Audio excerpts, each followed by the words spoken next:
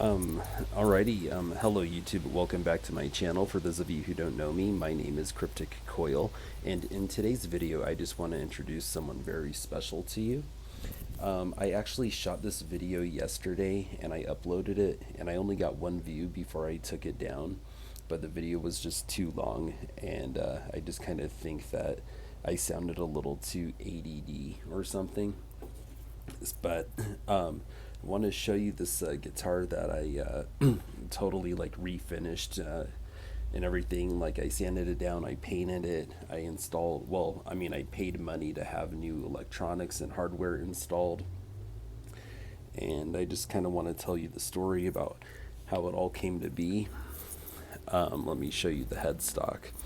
So, like I said, I wanted to introduce you to her. And, so this is Countess Mina, and it says that right on the headstock. It says Countess Mina by ESP. I think you can see that. So first, let me tell you the story of how this came to be. Okay, so I really love I really love vampires. I really love Count Dracula. If I could be any fictional character, it would probably be Count Dracula. Now, Dracula was in love with this woman named Mina Harker, and he never got to be with her. Spoiler alert, they killed him at the end, and, he never got to be with her. But don't feel too bad for him. He did plenty well with the ladies, so it's all good. Anyway, so there's some fans out there that wish the book would have ended differently and that like they would have gotten to be together. There are even some authors who have written books as if or they've written books where Dracula and Mina did end up getting to be together and stuff. And I'm one of those fans that kind of wishes that, because I want Dracula to have what he wants. And if he wants Mina, I want him to have Mina. So if she would have gotten together with him, then she would have married into royalty and she herself would have been a countess. So hence Countess Mina. All right. So now let me talk to you a little bit about the paint. All right, so I'm a really big fan of this YouTube channel called Guitar Guts. He's been inactive for little while. I hope he comes back soon. But he totally like sands down and repaints guitars and redoes the electronics and the hardware and all that stuff. And I always thought that that was just like so cool that he did that stuff. And so I wanted to do that. And so I ended up buying this guitar off a buddy of mine. This is a ESP LTD MH100, or sorry, just M-100FM. That's the model number. You can see it here on the 12th fret. This used to be my buddy's guitar. He's by far and large the best musician I've ever known in my life. He's one of those guys that, should have made it, but just never did. He did move out to LA in the 80s and try to make it big during that whole hair metal scene. But there was just so much competition. And anyway, I digress. This was his guitar for a long time, and he didn't really want it. He didn't really care for it all that much because as far as all the professional models go, this model is like kind of the bottom line. This is like a model where teenagers who already had their first ever starter cheap Strat knockoff, when they're ready to upgrade to something a little bit more serious, this was the model that they used to kind of go for back in the day. That's why Mark Murray from Guitar Guts was such a huge fan of these guitars, because when he was ready to upgrade, this is what he upgraded to, this model. Well, anyway, the buddy that I bought this off of, he had it like totally stripped down. He took off all the parts and everything, and he just had this guitar in a barrel. He owns his own shop, or his own business, and he just had this in a barrel in the back. And I went to his shop one time to hang out with him, and I saw it, and I'm like, hey man, what's going on with this? Like, how much do you want for it? He sold it to me for a little bit less than $100. And so I bought it, and I knew that I was going to do this to it, because I already had the concept in my head. I wanted a kind of like a virgin's blood splattered guitar, red blood splatter on a white background. I call that paint job Virgin's Blood because it sounds metal. All right, so but then I came up with the Countess Mina idea as well, because I name all of my guitars like after female names. Like I have a red guitar. It's also an ESP LTD. And since it's red, I named it Simone Simons because the lead singer of Epica, Simone Simons, has red hair. Well, anyway, if you want to see how I painted this guitar, you can check out my Instagram. There's a short little video where we demonstrated how to use this device that my buddy and I built out of PVC pipe, where we attached the body of the guitar and it rotated, like so. Sorry. Yeah, so it rotated. So what we did was we, made it go like, straight like this. And we, spray painted it white. And then we took a cup. Oh, this is ironic. We took a cup, okay? I'm drinking a Big Red with this paint job.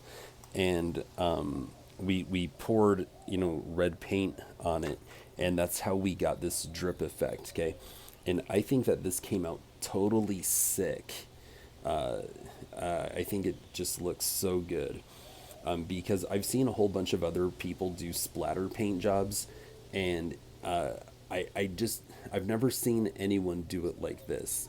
And I think this is the coolest. I love the fact that some of the splatters didn't come down that far. Some of them came all the way to the bottom of the guitar. I love the fact that some of the drips even, I'm going to have to reposition this. Like right here where the pickup cavities were, the splatter, comes down and then picks back up. Like especially right here. So I just think that came out sick, and I've never seen anyone else have that. So this is uniquely mine, which I just absolutely love. Okay. So then after we did that, this is where we messed up. Okay. I looked at the drip, and I said to myself, I need a little bit more red along the edge here. And so neither one of us, because this was our first time, neither one of us thought to take a piece of cardboard and cover up about yay much, and then spray the can. So we didn't do that. So what ended up happening was we got some overspray on it, and that kind of bugs me a little bit. But I can totally live with it. It's not like it's not getting on my nerves that bad. But then the back of the guitar, we didn't go quite as ham with the splatter. I think that came out, pretty cool. The way we ended up getting the splatter was we just took a paintbrush and just kind of flicked it at the body, and that's how we got, stuff like that. I don't know what to call this edge, so, kind of like the spine of a book, since I'm, mostly a part of BookTube. I'll just kind of show you the spine, like how that came out.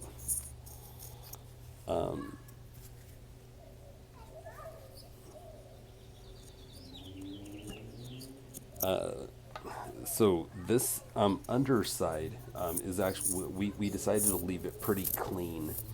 I love the fact that one of the drips kind of protruded all the way down, though. I think that looks pretty sick. And then on this side, I think it's really cool that, some drips came all the way down to the input jack. I think that looks like super wicked. Um, and then let me just kind of go over the headstock a little bit.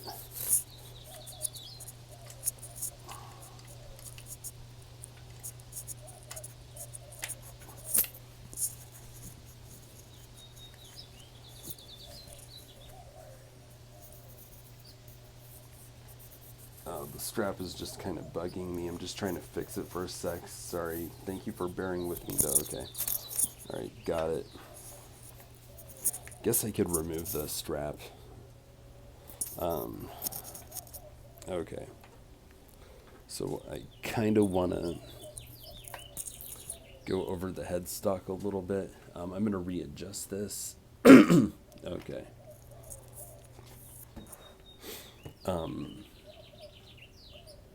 So that guitar channel that I was telling you about, Guitar Guts, hosted by Mark Murray, I was in talks with him, emailing him back and forth, talking to him on Instagram and whatnot. And I actually had him make me this decal that says Countess Mina by ESP. And I think he charged me like $20 or something, pretty sweet deal. So we spray painted or sanded down the headstock, spray painted it white, primed it first, and then spray painted it white. And then we let the paint dry for a little bit. The first time I didn't, and I totally ruined it. Had to start over and buy another one. But anyway, lessons learned. Anyway, spray painted it white, let the paint dry a little bit, sprayed applied the decal once the paint had dried a little bit, and then took the paintbrush and just kind of flicked a little bit more blood splatter on it, because without like this extra blood splatter, it just looked a little too clean, which did look kind of cool. It did look, kind of sexy, if I may say so, but it looked a little too much like something that you would buy at a guitar store, like Guitar Center. It didn't look custom, and I wanted this to look uniquely mine. And so we just went ahead and added the blood splatter. And I say the more the merrier, because as you can see, I went, pretty ham, right, here. But I think that if we would have in the case of this headstock, I think that if we would have added too much more, it would have been, if we would have added any more than what we did, it would have been too much. And I think that we threw just enough without it being too much. So I'm very satisfied with the way the headstock came out. I'm not so satisfied with the way the body came out, though, just because, like I said, the overspray kind of bothers me a little bit. And then after we let the paint dry for a day or two, my buddy got the idea that we should wet sand it before we started to apply some clear coat. And at the time, that sounded like a good idea. Like, oh yeah, let's wet sand it. But what ended up happening was when we wet down the sandpaper and started to sand it down before applying that clear coat, some of the red paint washed over onto the white paint, leaving a pinkish hue on certain areas. And there was just no way to fix that. So I ended up having to leave it. I ended up having to leave it and learn how to live with it. And it kind of bothers me a little bit, but, lessons learned. To tell you the truth, I do wonder if, someday, 5-10 years from now, whenever, am I going to get a hankering to take this apart, sand it down, and redo the paint job? I'm not in a rush to do that. But I just wonder if one day I'm going to get that hankering. In the meantime, like I said, I can live with it because, as cliche as this is to say, some of the flaws just give her character. I know that's a total cliche, but it's kind of true, because this thing is uniquely mine. I mean, there are lots and lots of other guitars out there with, a virgin's blood kind of paint job, but this one is just like a lot different than any of the other ones out there that you're gonna see. One other cool little feature, for the paint job was, the solid red goes all the way up to here, and then we left the horn white. And then I'm going to have to get that strap out of the way. And then kind of the inner pocket between the horn and the neck is, kind of clean. And so, I mean, this is just something that, no one else has. And me and my buddy did it. Anyway, so I think that's enough about the paint job. Now I'll talk to you about the electronics and the hardware a little bit. So after we painted it and clear coated it and let the clear coat dry and all that, I took it to Guitar Center and I had the guitar tech there, install the new hardware and the electronics for me, because that's not something that I can do myself, sadly. I want to learn. I just don't know how to get started. Anyway, the electronics that I picked out, these pickups are Seymour Duncan Black Winters, and they sound really good. They sound so good that I want to put Seymour Duncan Black Winters into all of my guitars. That's like all I ever want to play with now. I heard a few other different pickups, like Bare Knuckles. Those sound, pretty comparable to these as far as whether or not I like the sound. Like, do they sound good? And they sound amazing, but they're more expensive than these. And it's like, if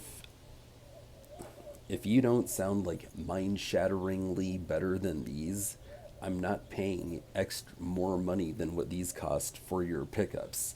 So I don't think that the Bare Knuckles sound better. I think they probably sound just as good, but I'm not paying more money for something. So I'm sticking to Seymour Duncan Black Winters. Well, anyway, one coil is black, one coil is red, and I love the fact that the coil closer to the bridge is the red one, and then the coil closer to the neck is the red one. I think that was a nice touch, because it helps you figure out which one is the bridge pickup and which one is the neck pickup. So that's pretty cool. I was gonna go with a Schaller Floyd Rose made in Germany, but those are pretty expensive, and Mark Murray from Guitar Guts actually talked me into going with the 1996 T Goto bridge made in Japan, because it's going to be just as good quality, but it's going to be at least $100 to maybe even $150 cheaper than the Schaller. So I went ahead and went with the Goto bridge. And then I added a feature that I think is really, really cool. So when some people pick, let me grab a guitar pick off of this other guitar that I have. So when some people pick, there's usually a volume knob right here, okay? And so when they pick, sometimes their fingers knock into the volume knob right there. So what I did was I decided to get rid of the tone knob, because most metal players don't really use the tone knob. A lot of guitars that were made for metal players, they don't even put a tone knob anywhere on the body. They just give them the volume knob in a lot of cases. So I relocated the volume knob down here where the tone knob used to be, since I don't need a tone knob, and we put a kill switch here with the red LED light. So I think that's really cool that my pickups have a red coil and my kill switch has a red LED light to complement the paint job. And so now whenever you pick on this guitar, you don't have to worry about your fingers accident or knocking into the volume knob. So that's a really cool feature that you don't see a whole lot of. And there are some guitars that are designed to where the the volume knob will be a little bit farther away to eliminate that problem, but you don't really see this. So that's something that's also kind of unique to my guitar. And even though this is like maybe the bottom line professional model in this line of guitars with this company, this thing is like superior to like so many other guitars that costed more at retail, which I just think is awesome. So anyway, that was something that was really cool. I was gonna go ahead and upgrade the locking or upgrade the tuning pegs to Goto locking tuners, just because I wanted to have the best hardware for my baby since I was going all out anyway. I'm gonna make an adjustment here. Okay. So I was going to go ahead and upgrade these, but I ended up leaving the stock ESP tuning pegs on here. I wanted to put these Goto machine heads on. These actually, kind of cost a pretty penny. I think that I spent about $80 on eBay. And this was a while ago. I don't know if you can still get them this cheap or not. Everything seems to have gone up by now. But anyway, they didn't fit. I think that these are inline, and I might have needed to have gone with staggered or the other way around. I'm not 100% sure, but that's how that worked out. And even though this is an LTD model, and it's not like a true ESP, it's an LTD. I put by ESP on the headstock. And the reason why is because, the back plate says ESP. They put an ESP stamp. It's going to be upside down, but I'll show you anyway. They put an ESP stamp on the back of the neck. The truss rod cover says ESP, not LTD. So I just said, screw it. What's one more thing? I didn't feel deceptive.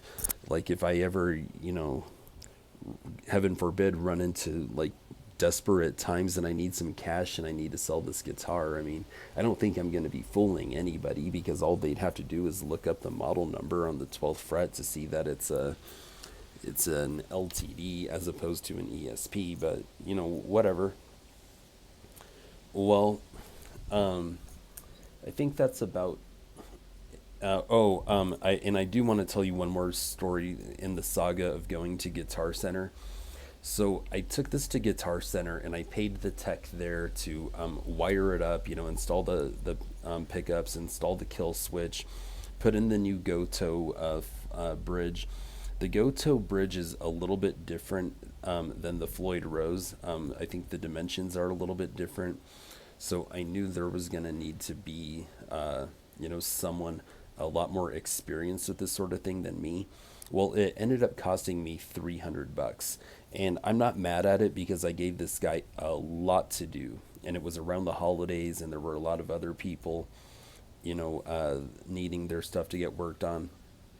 And so, I mean, even though $300 sounds like it's a lot of money,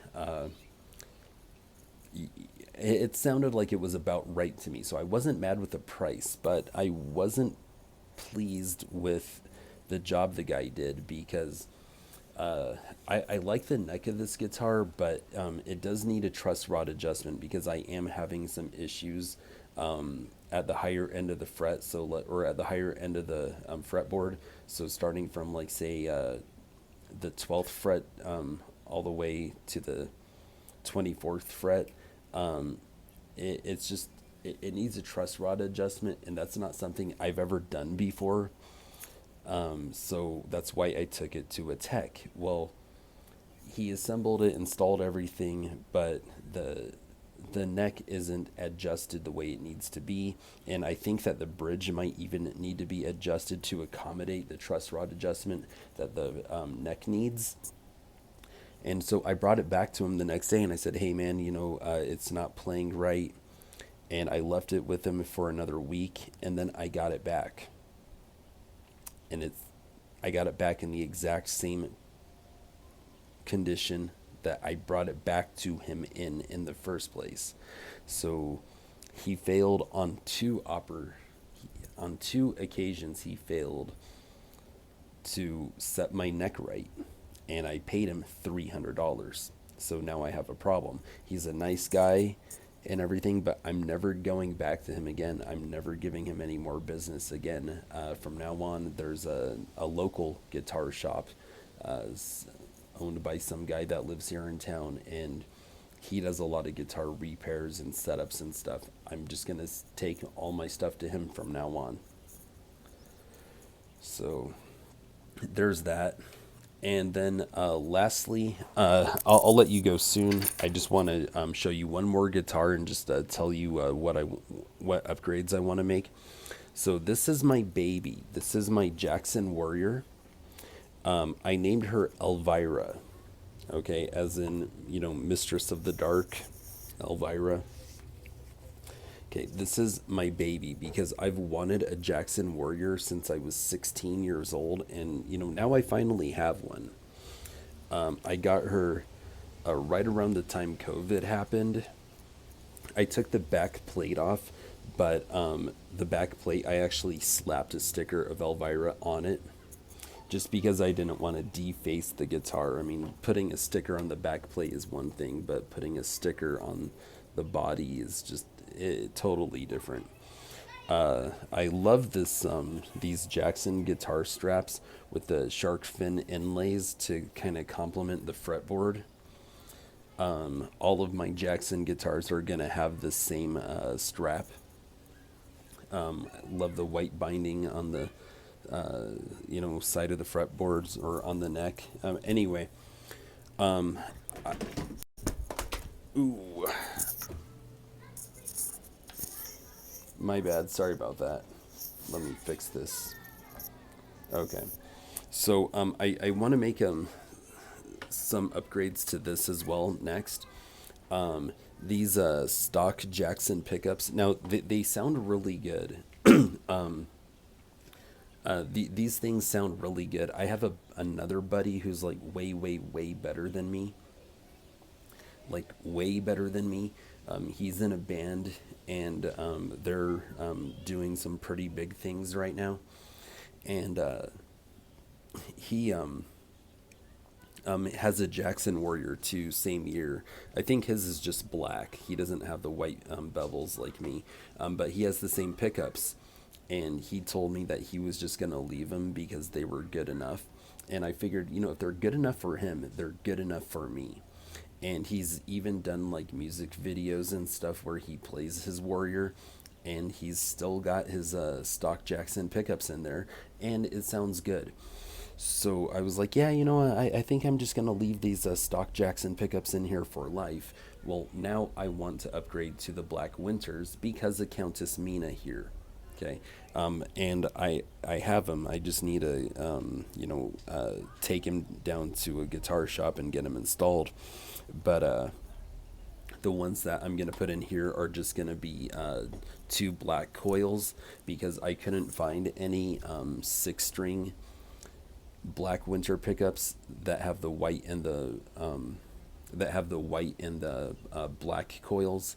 So it's still gonna look cool, but I want to upgrade this cheap bridge for sure. This is a cheap metal alloy licensed bridge. Well, I found this bridge used. This is it's stamped with the Jackson logo, but it's made by Schaller, made in Germany. It's a gold Floyd Rose bridge, or Schaller Floyd bridge. And this thing's from the 80s. This thing could very well be older than me, or almost as old as me, which I think is really cool. Man, I wonder what kind of stories this thing has to tell, you know? So I'm going to go ahead and get rid of this piece of junk in here and, put the, good German steel one painted gold. And then, of course, I'm going to upgrade the tuning pegs and the nut to gold as well. And I have them. I just need to take this somewhere and just pay to get it done. That's it. So I'm gonna have the black winters in here, get the Schaller Floyd, get the gold tuning pegs on there, the gold nut. The other thing that I want to do though is I do want to get rid of the volume knob, put a kill switch, and then relocate the volume knob down here to where the tone knob currently is, and then I'm all set. And the reason why I want to do that is because you can still find these guitars out on the market. There's a couple of fairly recent YouTube videos where guys are filming themselves doing demos on this same exact model. And I don't know if I'm just one of those guys that has to be different or what it is, but I want to make this uniquely mine as well. I mean, I'm not very good. I mean, don't get me wrong. I'm never gonna go pro. I'm never gonna be in a band that can draw a local crowd or anything like that. I just play by myself for fun, and I'm not that good. But still, I want my stuff to be uniquely mine. Okay, that's how passionate I am, even though I'm not quite as talented as I wish I was. So anyway, that's what I wanted to show you guys. Thank you for watching. I really hope that I was able to give you some eye candy. I hope you were entertained, and I'd love to hear your thoughts on how Countess Mina came out. Thank you guys for watching. Horns up and peace out.